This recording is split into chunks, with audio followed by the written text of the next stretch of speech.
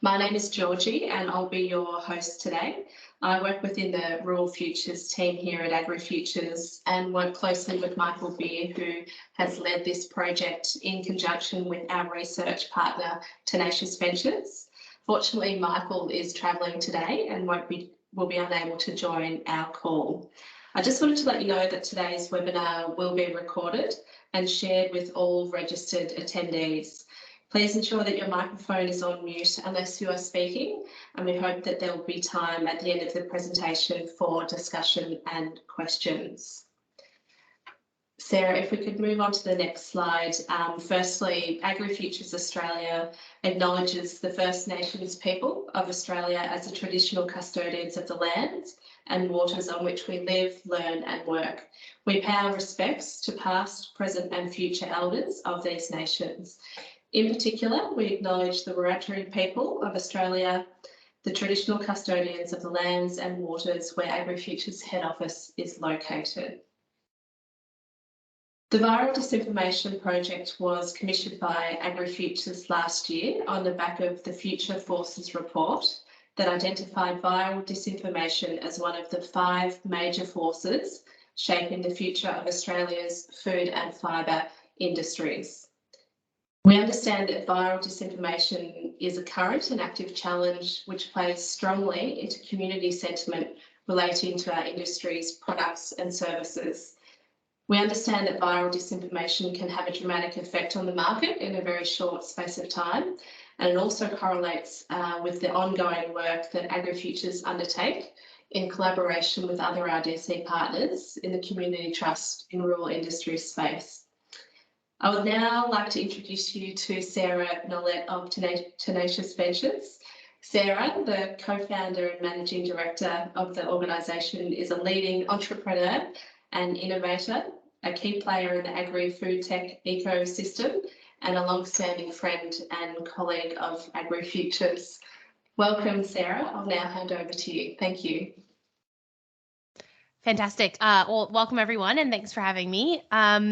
We will try to make this as interactive as possible, so you're welcome to hop off mute or use the chat as well. I'll be asking for a number of prompts, starting with this one throughout the webinar today, so hopefully this won't just be me talking at you. But let's jump in. I'm about to show you 3 different stories or examples, and I'm curious to hear anyone who could tell me what these 3 stories have in common. So the first one is the war in Ukraine.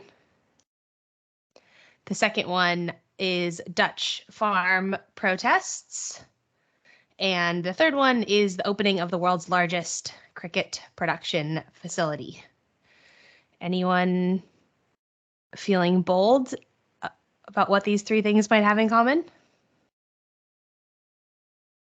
I'll start you off easy, but I will ask for input. But not surprisingly, all of these have been entangled in disinformation campaigns about the food and ag system, which is, of course, what we'll be talking about today. And we'll come back to those 3 examples and unpack them a little bit once we learn more about the framework. So today, what we will be going through is what is disinformation and what is it not, and how does it work? Why is it relevant to food and agriculture, and how can you identify high-risk topics? And then what can industry and producers do and maybe not do to address disinformation threats? So that's what we'll be going through today. So in terms of what is disinformation, anyone feeling bold? Anyone have a proposed definition? You can put it in the chat or someone can hop off mute.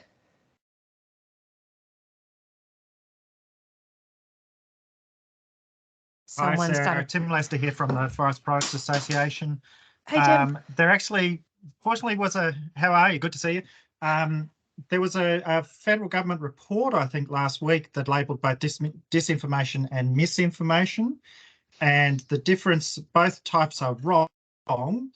Disinformation is intentionally wrong. Misinformation is potentially unintentionally wrong. Absolutely. So anyway, I did my No, homework. well done. No, thanks so much, Tim. So that's actually right. There's a lot of terms in this space. There's everything from propaganda and advertising to misinformation to disinformation to just things that we don't like to hear and things that just aren't true. But this is the definition. So false information that is knowingly spread via concerted attacks and campaigns with malign or negative intent to manipulate. So a couple things to tease out. One, that it's false. 2, that it's a concerted effort. 3, that it has bad intent. So we're not talking about advertising or propaganda. We're not talking about misinformation, which doesn't have that intent piece.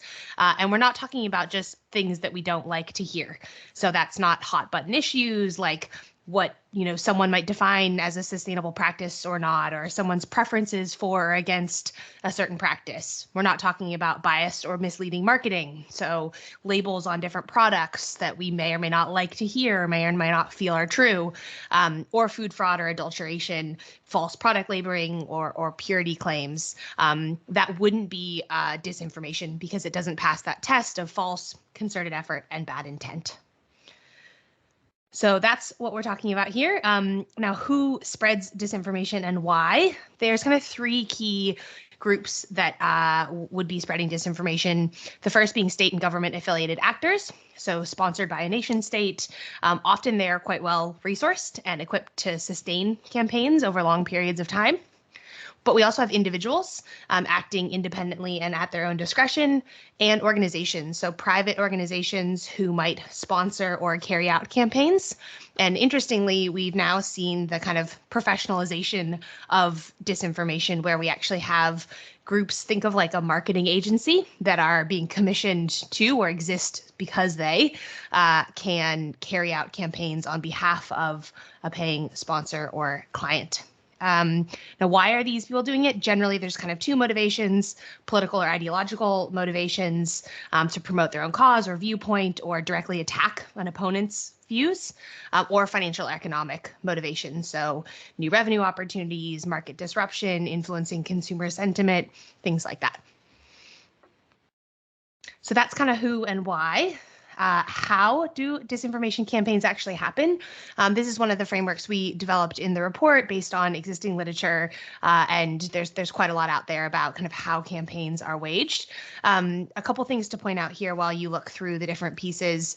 One, it's a very tactical and iterative process, so you can see the feedback loops coming back through, where really the bad guys, or what are called threat actors in this space, are seeking to develop messages that strike a chord with the target audience, so the people they're trying to influence, and control the narrative to achieve their objectives. And they go through these loosely 7 steps, which I'll briefly talk through. So, oh, did someone have a question? No, just a pop off mute. All good. So the first one is reconnaissance, studying the audience, understanding how they currently process information, what would be your kind of way in. Maybe that's historic grievances or underlying fault lines or things like that. The way people do this is through what's called social listening or audience analysis, basically analyzing the audience's current ways of getting information, where they hang out online, who influences them, who they're interacting with, etc. So that's the kind of recon step. And then they would build campaign infrastructure, so preparing what's largely digital infrastructure to target that audience. And so that would be things like, their social media profiles. They might actually be making up profiles to imitate real people that are going to be the ones distributing or amplifying the campaign, or different channels that they might want to kind of pre-establish that can then be better used to amplify the disinformation campaign. Step 3 would be content creation, so actually making the content, which would include fake and misleading content, and maybe curating more benign content, but that helps build an audience and provide some disguise for the bad actors and for the specific disinformation messages. Again, kind of building up an evidence base that makes it look like it's a more legit channel and not just designed for that disinformation campaign.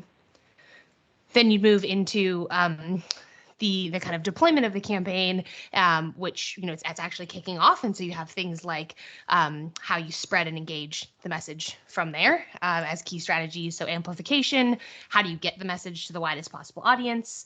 This might be direct efforts, actual messaging, and enlisting others to spread the message for you. So cross-posting, publishing in different languages, paid influencers, different ways you can leverage social media algorithms, et cetera, to kind of get that message out as broadly as possible.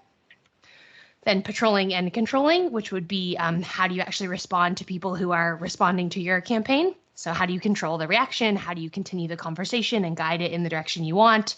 This might be by staging inauthentic conversation, so manufacturing a debate, or infiltrating genuine conversation, so discrediting or attacking people who are speaking against you, or amplifying or promoting people who are supporting the messages that you want to get out there. And then actualization at the end, so specific behaviors that you as the threat actor in this hypothetical scenario, would want the audience to carry out. So is that, vote or go to a protest or act in a certain way, or it might be more subtle things like, just kind of casting shadow of a doubt on a particular idea or making something seem less true than it is. And of course, again, they're all iterative, so the threat actors will keep testing these ideas. And just like most things on the internet now, it's kind of this process of what worked, what got traction, what went viral, and what didn't. And how do you keep refining that campaign across these processes to iteratively evolve it so that it sticks with that target audience you're looking to impact? So that's what these guys are doing. There's a bunch of kind of jargon in here, social listening and things like that. But largely, you're designing a really effective campaign to reach this target audience and iteratively refining it so that it has the effect you're intending for it to have. That's what these threat actors are doing. Now, that's the kind of theoretical part. Now, why would they target, why would threat actors target food and agriculture? Anyone have any ideas? Hopefully this is part of the driving reason you guys are on this webinar today. Why might food and ag be a threat?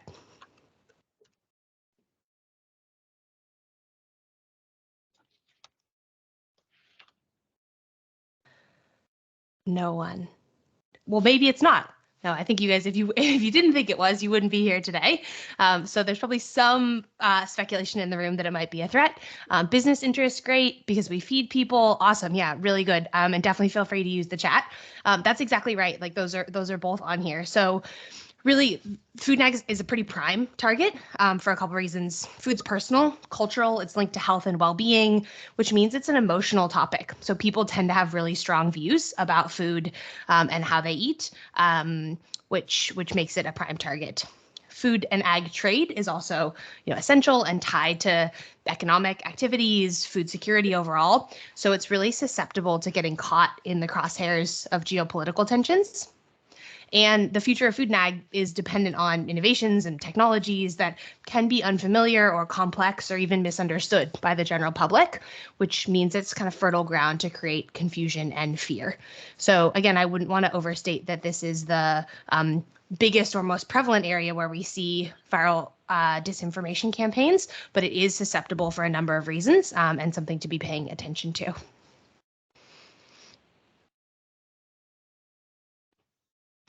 So I want to jump back to those three examples from the beginning of the presentation and tell you a couple stories here. So these, again, were all campaigns that actually did happen in the last couple of years, some of them still partially ongoing, of disinformation. So war in Ukraine, obviously a massive topic. There's plenty here to cover, but in particular, there was a campaign on social media and elsewhere, including Russian officials actually in speeches, promoting the idea of a pending food crisis in the Middle East and Africa, specifically because Western governments were disrupting exports with illegal sanctions.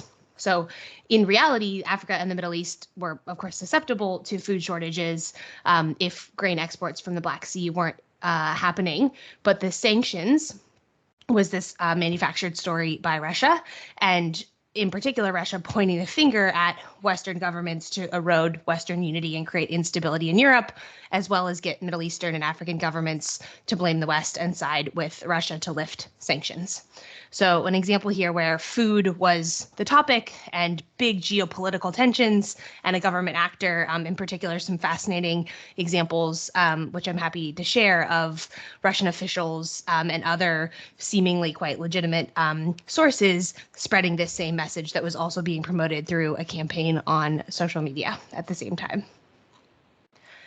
Now, Dutch farm protests, a little bit of a different example. You guys would be well aware of the environmental regulations coming out related to nitrogen use, in particular in the Netherlands, that would have an impact on farmers and hence the protests. Where the disinformation comes in is there were far-right groups, largely on social media, claiming that the regulations were in fact not about the environment, but actually a plot to clear out farms so that the government could bring in immigrants and asylum seekers and put them up on farmland. There's no evidence that that is true at all. And so it's a really interesting one because for farmers, it meant additional support to oppose the regulations, but based on this entirely false narrative with someone else's political agenda. And the third one, the opening of a cricket production facility. So this was in June last year. A Canadian cricket company did announce the opening of a facility to produce pet food, and majority pet food, I think 90% pet food and 10% human food. But it became the subject of a disinformation campaign that said, and I'll quote, "Shadowy elites are trying to force the population to eat insects as part of a sinister totalitarian plot." So there were several groups in Canada, Europe, and China that amplified this message, largely political hopefuls or political affiliated folks with an agenda to cast doubt on the current government, specifically around kind of anti-government intervention coming out of COVID. And so really different examples here, from the war in Ukraine to the Dutch protests to the cricket facility, but all different relationships to food and ag, and examples of how groups like industry bodies, but producers as well, can be involved in or targets of disinformation campaigns. So in terms of Australia, what do you guys think could be high risk topics or industries or targets? There's a few here in the chat. Carbon footprint or links to climate change. Yeah, that's a good one. Sort of highly politicized, polarized, topical issues where strong emotional views. Yep, eating native animals. Yep, crop protection, deforestation, absolutely. Yep, cotton probably around kind of environmental regulations potentially. Sheep, yep, live export would be a topic. Animal welfare, GMOs, yep, these are fantastic. Yep, exactly examples of where you can imagine things being a target. So specifically, what are the risk factors to be looking out for? There's kind of four big ones, not perhaps too surprisingly, but as a kind of pillars to be on the lookout for. The first is issues associated with high degrees of uncertainty, unfamiliarity, fragmented messaging, or confusion. So specifically evolving crises and emerging technologies would fall into that category. Issues that are highly subjective and open to interpretation. So especially in food and ag, things like personal preferences, what someone might choose to eat or how different production decisions might be made, or like context dependent decisions that don't have an absolute right or wrong answer. So again, especially production decisions, but individual business decisions or individual consumption decisions as well. And then emotive issues, so things that challenge deeply held values, especially, and issues that elicit fear, not surprisingly. And then finally, issues associated with historical conflicts and controversies. So that might be things like politically polarizing topics. A couple of the examples there in the chat are great, and trade disputes as well. And, you know, just looking through that list, like there's plenty of that in food and agriculture, right? So plenty of opportunities for these things to take hold. Now, maybe a more challenging question is, why would threat actors target producers as an audience? Like, why producers specifically might be the ones being targeted? Any ideas?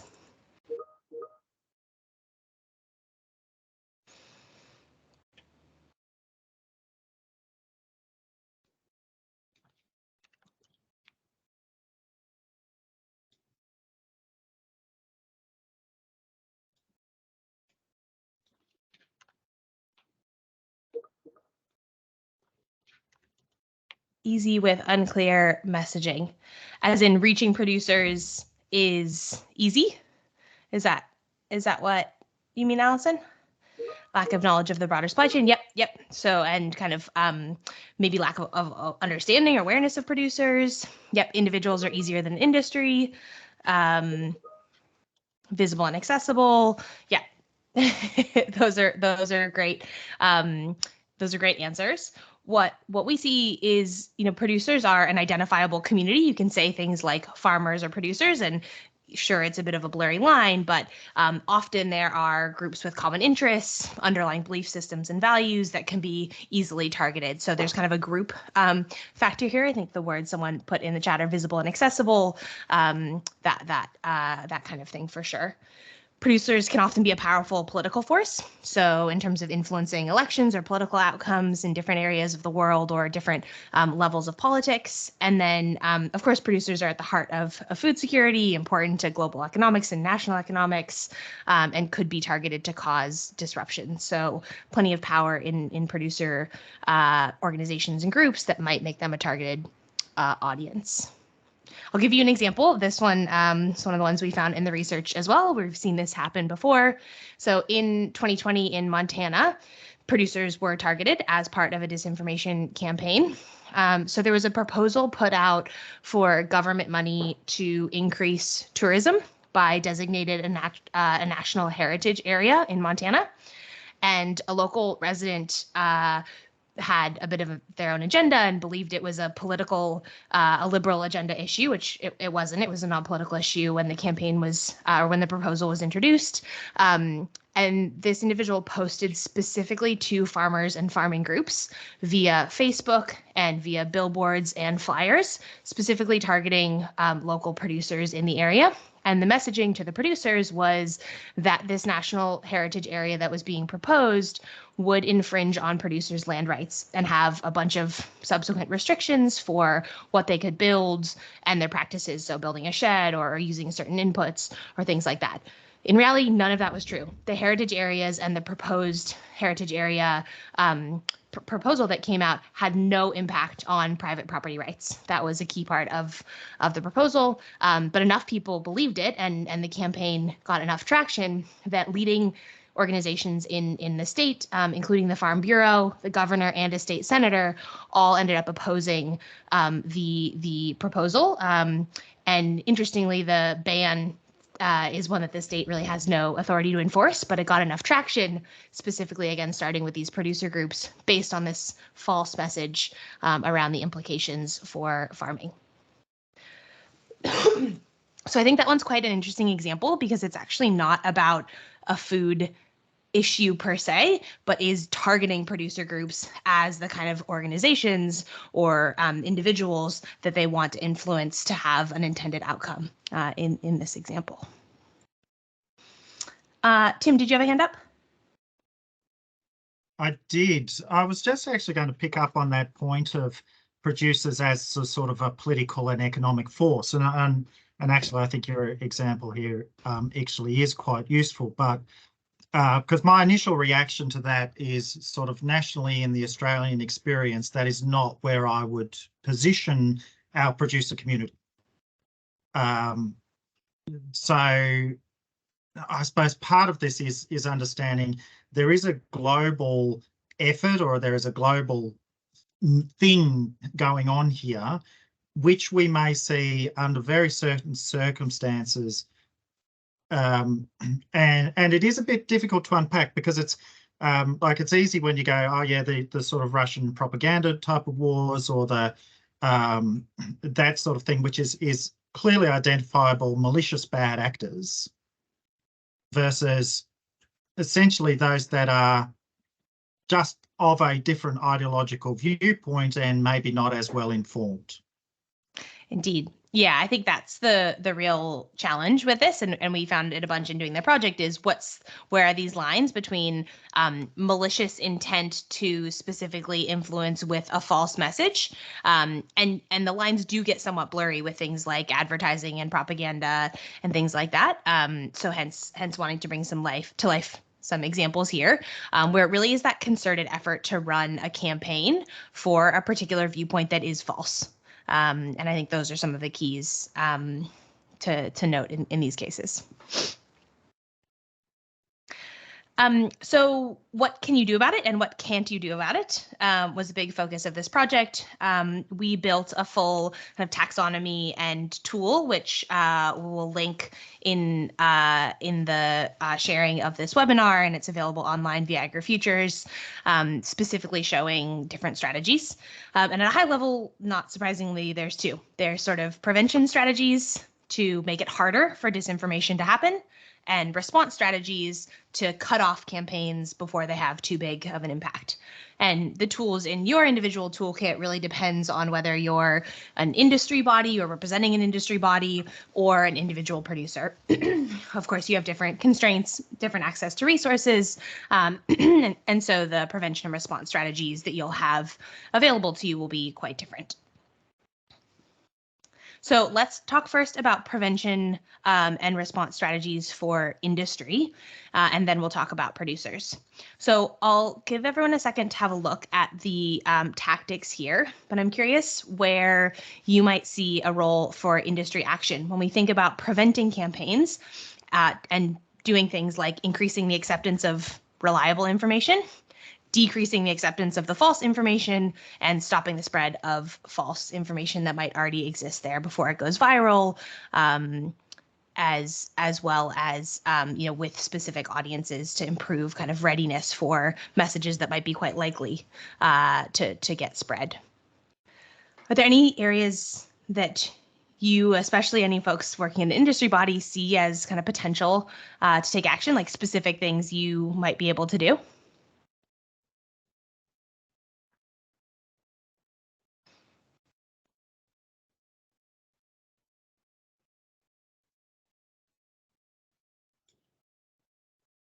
I'll put up a couple that we have identified. So, for example, if you're thinking about strengthening engagement with audiences, having an active presence on social media, because it's not going to work if all of a sudden there's a disinformation campaign and you're trying to build up a full profile on social media. Like, you don't have the credibility, you don't have the audience, you don't have the followers. There's no way for you really to get that message out there if you're starting from a back foot once there's already been a campaign against you. So that's something we would put there. Catherine. Yeah, so this is something that I'm really curious about, because I think that industry has a role to proactively put messages out, but also industry is really good at talking to themselves. So how do we actually break through those social media algorithms to talk to the people that we actually need to talk to, which is the consumer?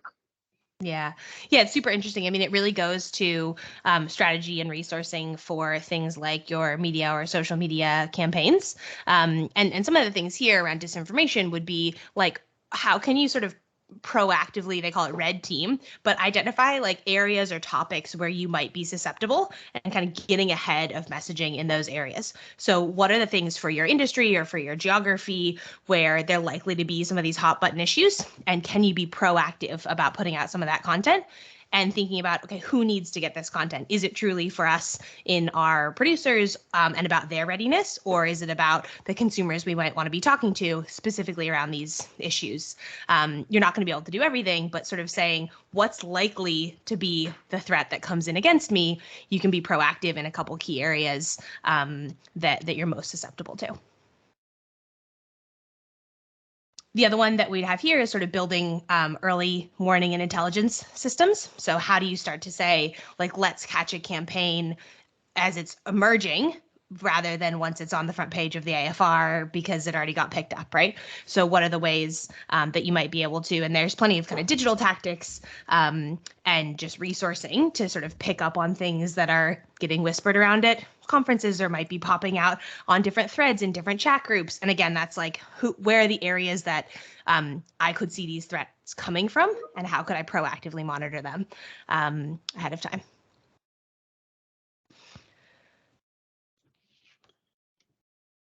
We've got maintain effective relationships with government and policymakers to ensure they're informed actively, accurately about the industry. Yeah, that's right. So again, a lot of the research that we found and done in this project is any one group is not going to be able to do this alone. So a lot of this is, who are you going to be working with? Who are you advocating to?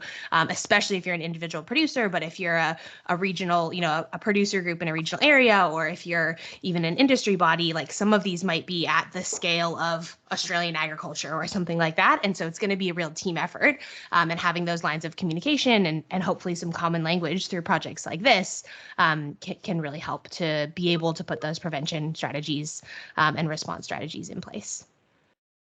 I'm curious, are there any areas here where you read this and you say, oh, that sounds really good, but we just are totally don't have the skills or resources. So we kind of want to take action or could see why we'd take action, but just totally unprepared to?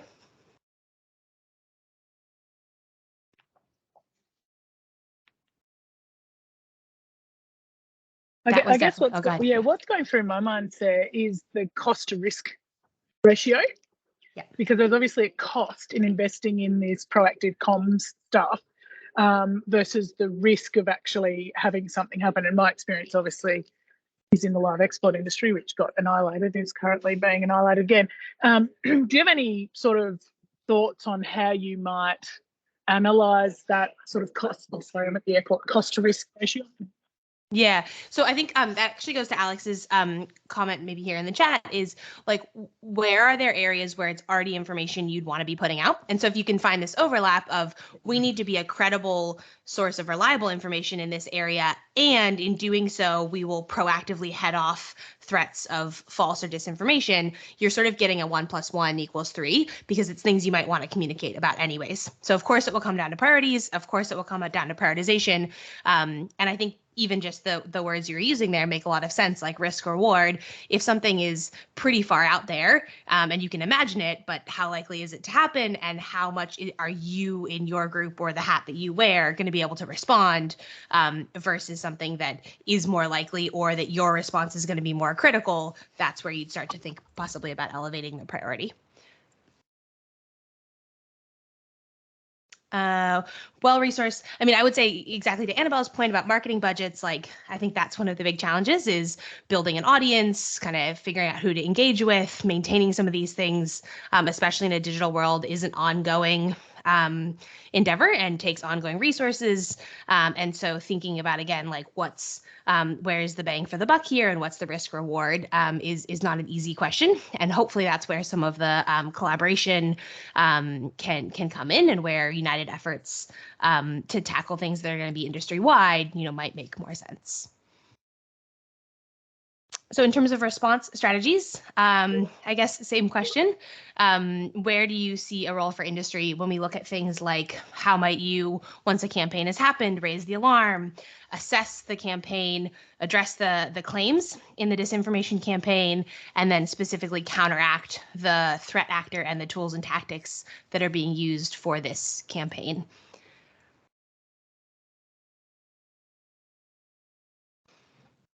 I saw the example before of kind of raising things to government, engaging with policymakers. That would make a lot of sense.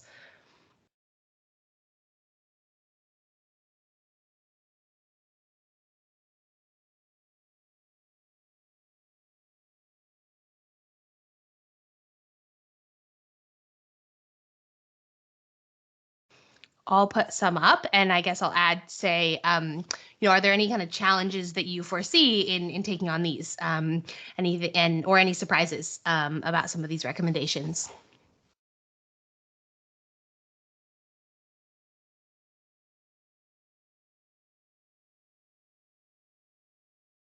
I know one that came up for us that I think goes to what we were talking about before is being empathetic in the messaging. So there's this kind of balance in the research that talks about, these are emotional topics, and the threat actors are often targeting people's emotions, their fear response, or their personally deeply held beliefs. And so how, as a tactic to respond, can you be empathetic in the messaging, but also be logic-based and data-driven in providing those corrections? And so some of what we talk about in the report and some of the examples in the toolkit talk about striking that balance of being empathetic, but also being logic-based and data-driven. If you get into a shouting match on social media, perhaps not surprisingly, it's not very effective. So there's some nuance in the soft skills of how these campaigns are run, even when you're addressing an existing disinformation campaign. think the other one that's interesting here is educating unwitting actors who might spread misinformation. And that goes to, who's likely to just hit share or just hit like without actually understanding what's behind it. And maybe that's another thing in your industries and in your organizations to say who's quite active on social media and do they have the training to understand where the facts are coming from and to be able to say, before I share this, am I sharing it because it's a message I like, or am I sharing it because the underlying evidence base here is actually sound?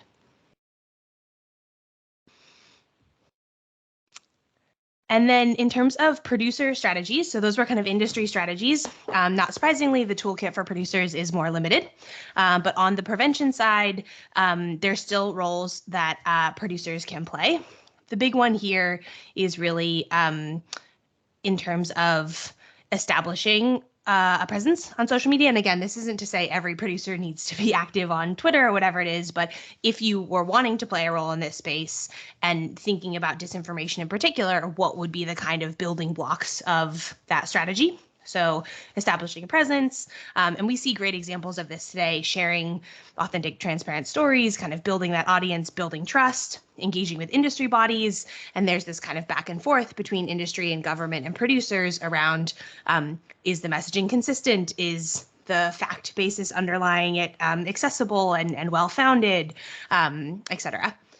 I think the other big one, as I mentioned before, is being mindful of what you share online, and that can just be an unwitting or easy way to unwittingly share disinformation campaigns when the evidence under it doesn't really stack up. So critically evaluating and validating the sources that you're using and where information's coming from or where you're getting information before you share it. Sarah, Tim Lester here. I was just thinking that last point before you raised it. So thanks for bringing that up.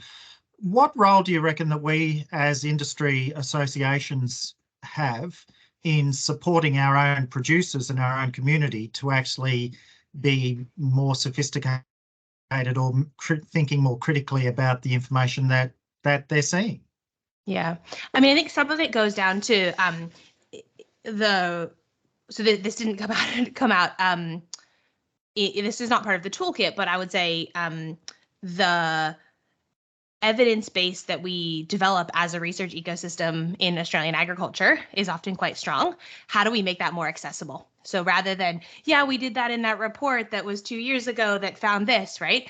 How do we put things more at people's fingertips so that when there isn't a desire to share the evidence base, it's more shareable, it's easier to get out there. So I think that's some low-hanging fruit where we've done the hard work to do the research or have that underlying fact base, but we haven't always made it easy to follow these kind of best practice guidelines and share it in ways that the internet world is consuming it, if that makes sense. So I would say that that's kind of one area for that came out in these recommendations that I think the ag research ecosystem and therefore industry bodies could play a role in.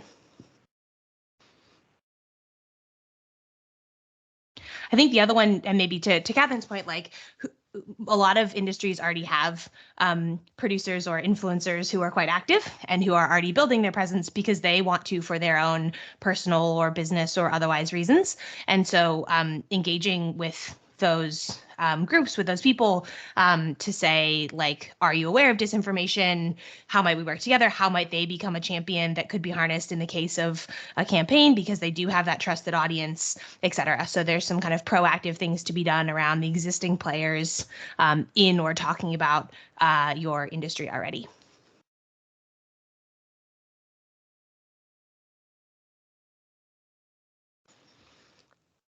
Sarah, this might be a question for later, so feel free to park it. How useful actually is the distinction between disinformation and misinformation for us in our context? Because I would say if the information's bad, whether or not the intention behind it is malicious or not, actually might go to some of the tactics of those bad actors, but it doesn't actually change our response because the information's bad. So noting that you did a project with that in a particular title and so had to define all this, how useful a distinction actually is it? Yeah, I mean, I would say it is useful in knowing what tools in the toolkit might be more appropriate and in knowing what messages and to whom you're trying to send it. So a message that you that got shared that you don't like or that is harmful to the industry, you're not going in with a basis to correct the facts because it's not so much about whether it's false or not, but you're going in with a message about other pros or of the industry or other, like you're combating it in ways that aren't, this isn't true, but you're talking about other benefits of the industry or why more research is needed or whatever the issue might be. Whereas with disinformation, it's actually false. And with intent, someone else had an intent to share it to do harm. And so you can kind of, those two specific parts of the strategy are things you can use as a wedge in to how you might combat it, that you can see why they might have this motivation to share it because of X, right?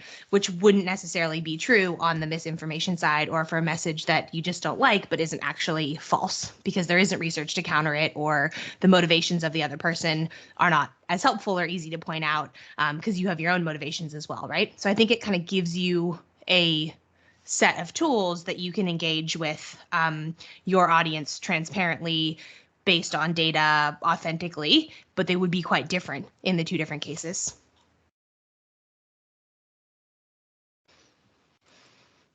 I will keep going. We're almost at the end here, and so great time for discussion questions like that, which I really appreciate. Just in terms of response strategies for producers, again, similar at the high level, sort of raising the alarm, assessing the campaign, addressing it, and counteracting the threat. But the tools that a producer might have at their fingertips would be quite different. And a big one here for producers is going to be notifying the industry bodies or producer groups or government groups of relevance that might be able to help combat the campaign. It's highly unlikely, probably impossible, that any individual producer is going to be combating a campaign on their own. So notifying other stakeholders, but where they do want to acknowledge or debunk the information being shared, fact check the sources, et cetera, is really important. And again, just that knowledge that you might want to, that actually, rather than just say that doesn't make sense or that's not true, being aware that these kinds of campaigns exist so that your action is actually to say, hey, I think this could be part of a broader campaign. Can someone actually look into it rather than just ignore it as stuff on the internet that's not relevant, actually flagging it as something possibly to be investigated further. And if you go back to the strategies for industry, you can sort of think about arming our industry with champions who are on the lookout for this stuff. And that's the kind of social listening or network we can put out to say, how can we be more aware of these campaigns happening and raise the alarm sooner through the kind of power of the crowd, rather than just saying, oh, that's not true, let's ignore it. But actually, that might be something malicious that we need to pay attention to. And so sort of raising the alarm on a suspicious post or something like that.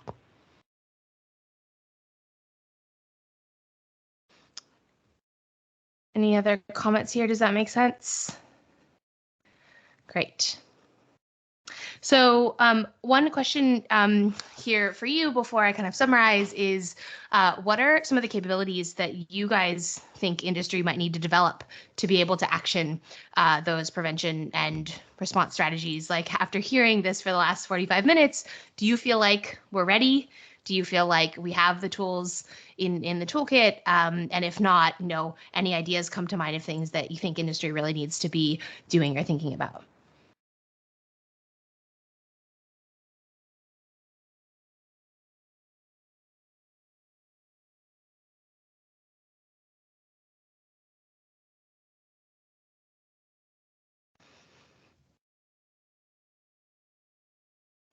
So, Sarah, I'll jump in. I was waiting for Catherine.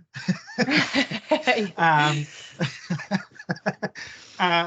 think part of the issue here actually is that just constant scanning and actually, no, it's the one of breaking through the wall, breaking through that a lot of these conversations and things are actually happening in spaces that we don't see, and so you actually don't know that they're out there needing a response because they're just actually ticking away, bubbling away in their own little echo chamber, and then all of a sudden a trigger happens or it comes through. So for us, it's actually about how do we engage in those spaces that actually are a bit more potentially uncomfortable, and not in an aggressive way. And I see this a little bit in my own industry, but and knowing when to approach it with sort of an empathetic viewpoint versus actually that's just wrong viewpoint.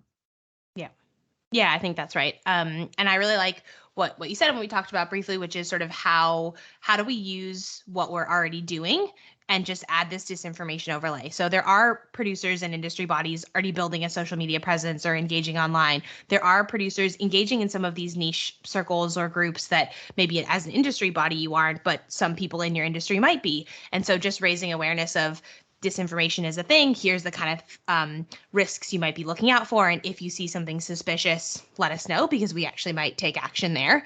I think you can go from an overwhelming, like, oh, we've got to hire 100 people in some marketing department for this thing that has an undefined payoff, to we're probably already doing and in a lot of the right conversations and places. And so raising awareness and providing a path for action, is hopefully quite actionable. I'll go. Absolutely. Tim, There's also, I just want to pick up. Oh, sorry, Catherine. No, you're right. I was typing my response and then you rang, but you finish off and then I'll go. There you go. No, I was just going to pick up on that point that Paul put into the chat about, because I find this myself. There are times where you go, actually, I'd really like to say something. I'm not exactly sure what it is, but I don't want to get caught in a flame war of some description. So part of what we need to do is build those resilience capabilities of actually understanding in this space, if this happens, does it really matter? But it's such an intensity. It's so in your face, and knowing that it's okay actually to put the phone down and walk away. So some of those resilience tools I actually think might be really interesting and useful in this space as well. Yeah, absolutely. Catherine, what were you going to say? I was going to say three things. One, the first thing is strategic foresight. Like, I think we need to do some more global scanning about what's actually going on in the world and where our next threats are coming from, so that we can actually be proactive in understanding sort of where our next pain points may be. The second thing is to sort of get some messaging, training, communications, collaboration, everything that basically everyone said.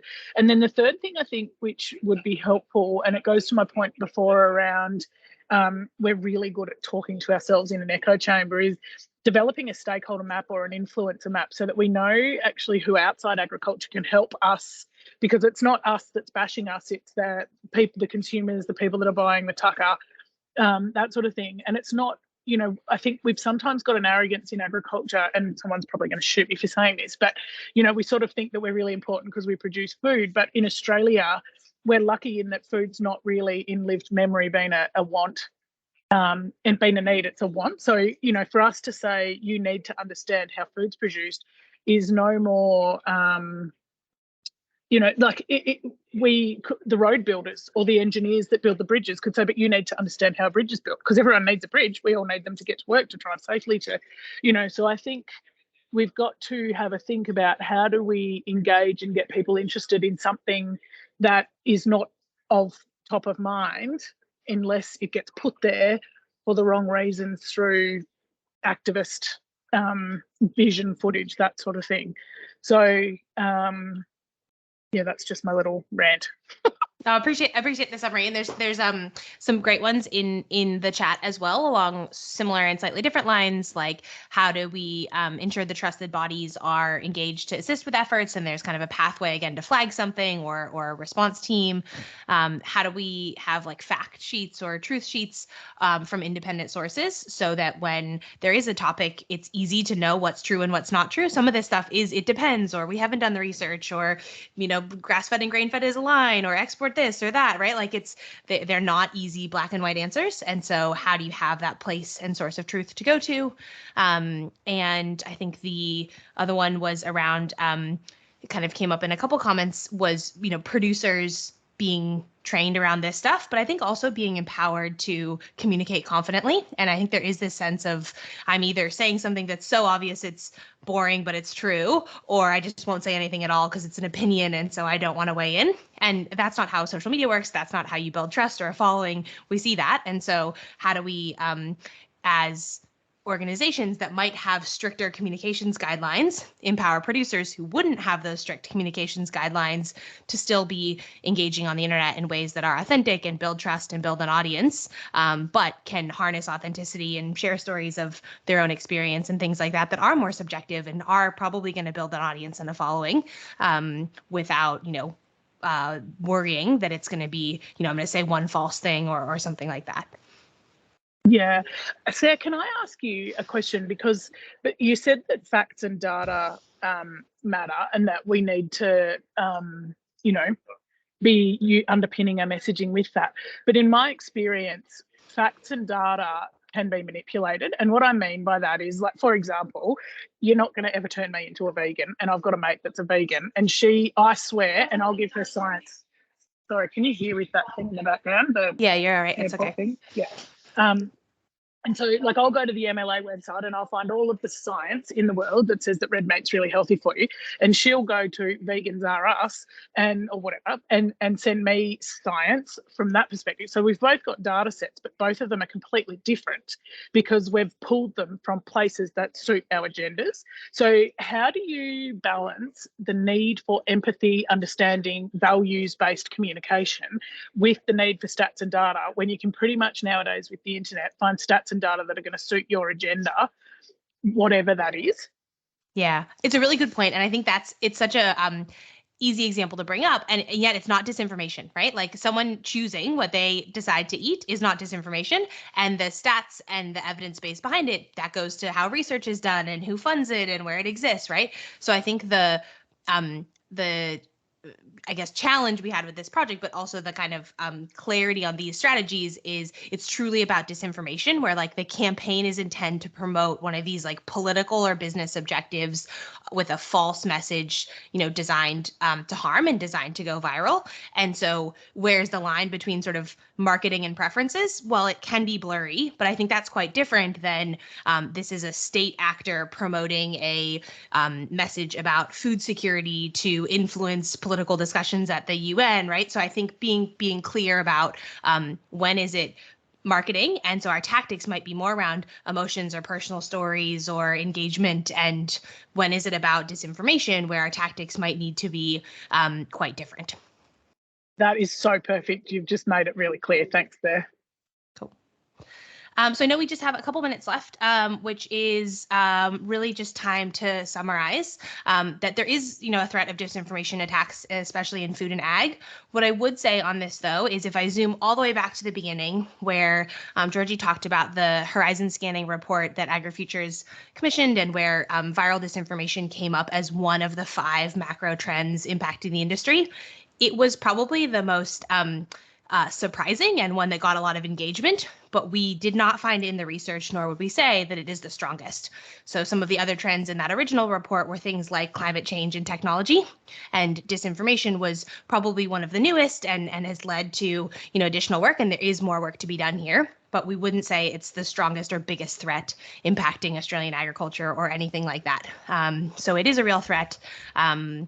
But I think importantly, food and ag can't solve disinformation challenges alone. Of course, if something is related to a state actor or an international war or something like some of the examples gave, it's not going to be an Australian agricultural industry body or even the Australian food and agriculture system responding. There's going to be collaboration with politicians and with trade organizations, but food and ag can take meaningful action. And that's whether you're a producer or an industry body or play another role in thinking about education and upskilling, developing and implementing some of these prevention and response strategies, and thinking about who are those other collaborators, what are the other sectors that you might need to work with to enable that collective action. So we can't do it alone. It is a threat.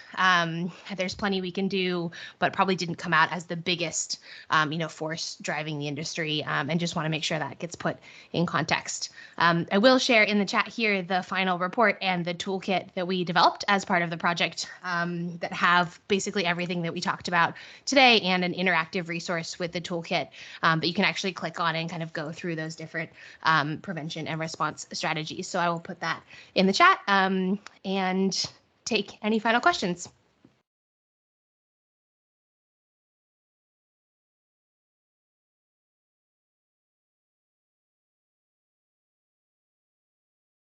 Thank you so much, Sarah. I might jump in there if we don't have any further questions.